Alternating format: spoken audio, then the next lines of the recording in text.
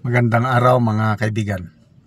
Bigyan natin ng reaction, opinion itong post ni Dr. Rob Rances. Isinare lang niya ang pahayag ng isang Catholic priest, si Father Flavi o Clavi Villanueva, isang staunch, diehard na anti-Duterte critic, lalo na sa drug war ni Pangulong Rodrigo Duterte. Ito, nagbigay siya ng pahayag tungkol sa desisyon ng Supreme Court. Sabi niya, hinudas ang katotohanan, hinudas ang hustisya. Basta, hudas. Marami na daw hudas.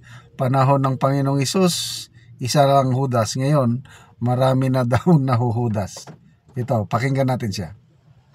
Singdilin po ng panahon ngayong gabi at ng mga nagdaang araw ang ating nakita, nadinig at naranasan mismo sa Supreme Court. Akala natin nang nakulong si Duterte, uusad na po ang ating inaasam na katarungan. Ngunit hindi. Tuloy ang panonokhang. Nung panahon ni Jesus, merong 12 disipulo, isa anang Judas. Pero ngayong panahong ito, nakita natin ngayong araw na to na mas madami na anang huhudas. Yan. Hinudas ang katarungan, hinudas ang katotohanan at patuloy ipinapagkait sa mamamayang Pilipino ang katotohanan. Mga kapatid, si Sara Duterte ay dapat pa rin panagutin. Hindi inabolish at hindi tinanggal ang impeachment. Tineknikal. Kaya tayo mga mamamayan, tayong nanananampalataya, tayo na nasa laylayan at naniniwala na aayos ang Pilipinas, tayo po ang inaasahang kumilos. Panagutin natin siya sa mga salaping nawala. Panagutin natin siya sa confidential funds at sa DepEd. Panagutin natin siya sa mga pera na nakamkam kasama ng kanyang kaisipang hindi nararapat bilang isang vice-presidente. Ituloy po natin kahit madami bumabatikos. Ituloy natin ang laban. Hindi po usaping politika ito. Usaping katotohanan, usaping morality, usaping justice and peace ito. Kaya naririto dapat ang simbahan, hindi nakikialam, makikilahok sa gitna, sapagkat ito ang turo ni Jesus, ito ang nakasaad sa Ebanghelyo. Ipagtanggol ang katotohanan, ipagbunyi ang demokrasya at katarungan. Tama na. Sobra na. Kung tayo magbubuklod, simbahan, mamamayan, maralita, meron po magandang bukas pa na maaring asahan. Okay. So, parang nag-sermon si Father. Anyway, parte yan ng freedom of speech, freedom of expression. Pahayag lang nila ang kanilang anong tawag doon? Hindi nila matanggap yung pagkatalo nila. Mas okay na lang ito na pagka pahayag ng kanyang saloobin, yung sinami niya na hudas, hinudas ang katarungan.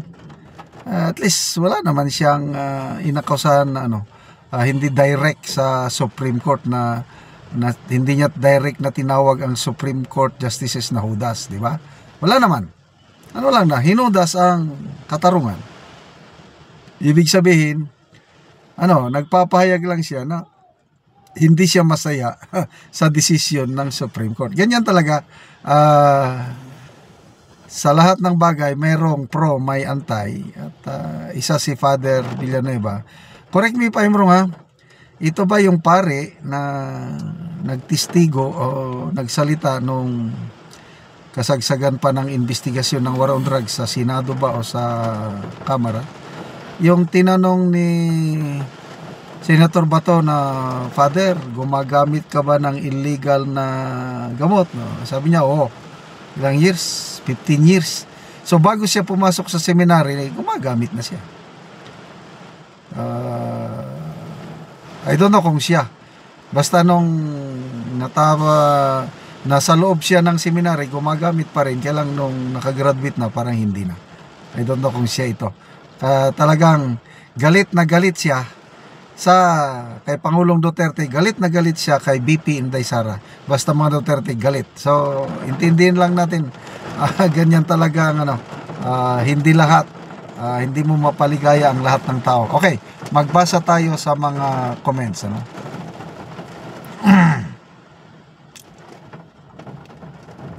Silverio Aribalo. Ganon sir, si Sara lang ang nakita mo. Yung iba, bakit di mo pakialaman?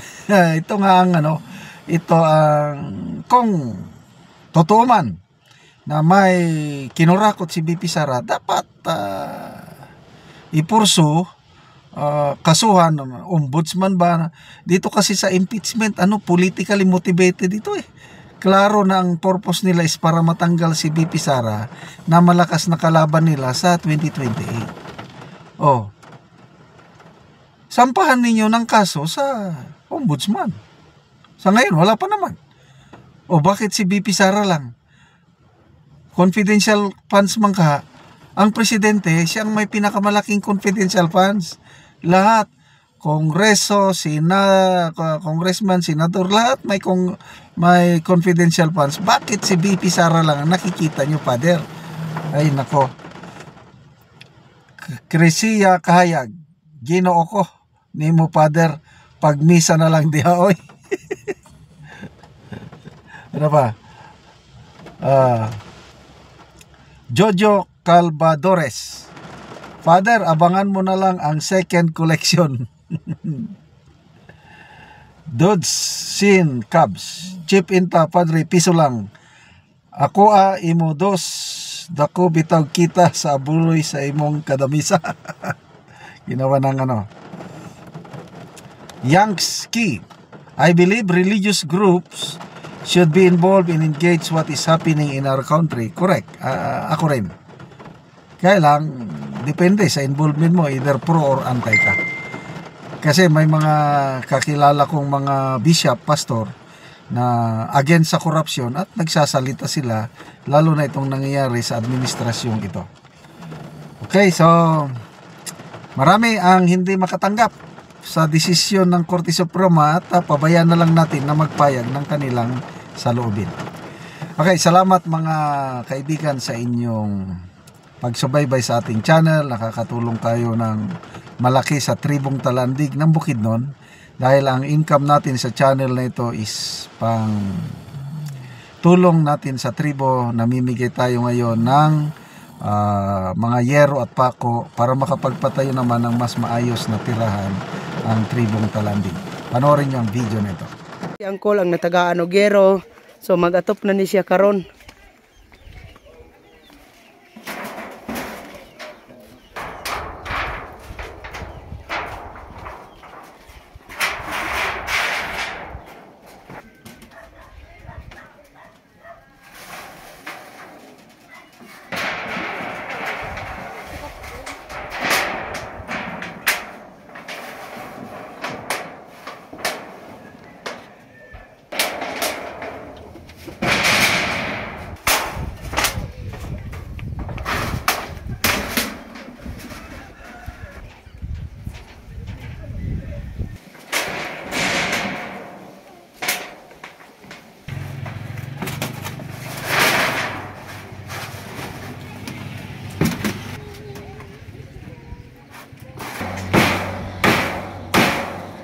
O karon managid si Angkol sa pag-atop sa iyang bagong balay. O maayo na gid nga tan-awon.